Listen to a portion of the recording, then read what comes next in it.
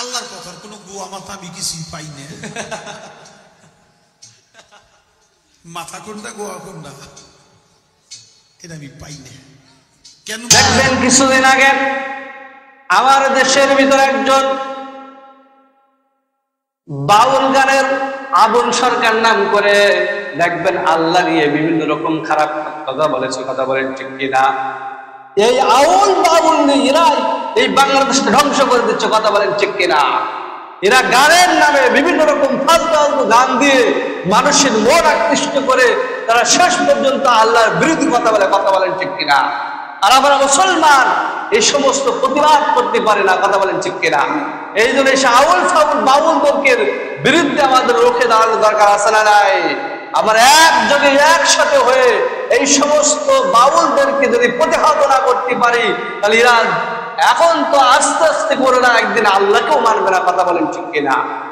রাসূলকে তো মানতে চায় না, শুধু বলতে চায় তারা নামাজ কোথায়, নামাজ নাই। বিভিন্ন রকম দেখবেন কুষ্টিয়া লালনে যান, সে গাঁজা আর গাঁজা খেয়ে সব সুলট করতে থাকে, কথা বলেন ঠিক কিনা? এরাই আবার আল্লাহর বিরুদ্ধে ভুল ধরে, রাসূলের বিরুদ্ধে ভুল ধরে, কথা বলেন ঠিক কিনা? আমরা তাওহীদ জনতা মুসলমান এক হয়ে ওই শব্দের ওদেরকে প্রতিহত করতেই হবে ইনশাআল্লাহ, কথা বলেন ঠিক কিনা? যদি না করতে পারেন তাহলে আপনার ঈমানের ঘাটতি আছে না নাই? আল্লাহ রাব্বুল আলামিন ডাক দিয়ে বলেন, কুল হুয়াল্লাহু আহাদ আল্লাহুস সামাদ লাম ইয়ালিদ ওয়া লাম ইউলাদ ওয়া লাম ইয়াকুল লাহু কুফুয়ান আহাদ। এই সূরা পারেন কে কে? এই সূরাটা পারেন কে কে? এই সূরার নাম কি বলেন? সূরা ইখলাস। অনেকে বলে কোন, কথা বলেন ঠিক কিনা?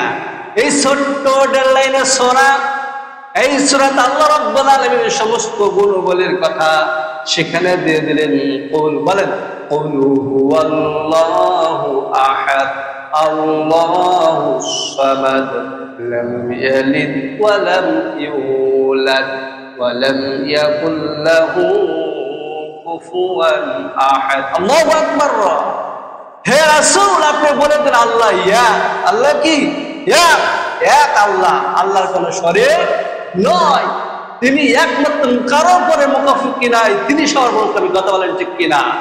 লাম ইয়ালিদ ওয়া লাম ইউলাদ, তিনি কাউকে জন্ম দেন তা নাকি কেউ জন্ম দেননি।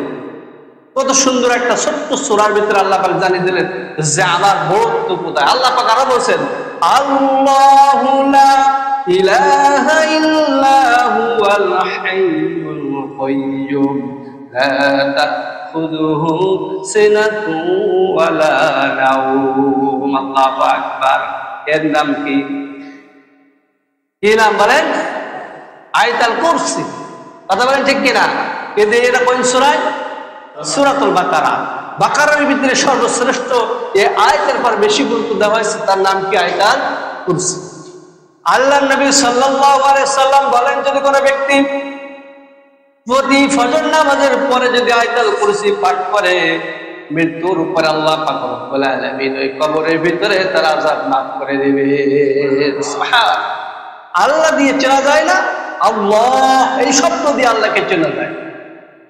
আলিফ লাম লাম হা, কয়টা অক্ষর? চারটা না? আলিফ লাম লাম হা, আল্লাহ বলেন আল্লাহ।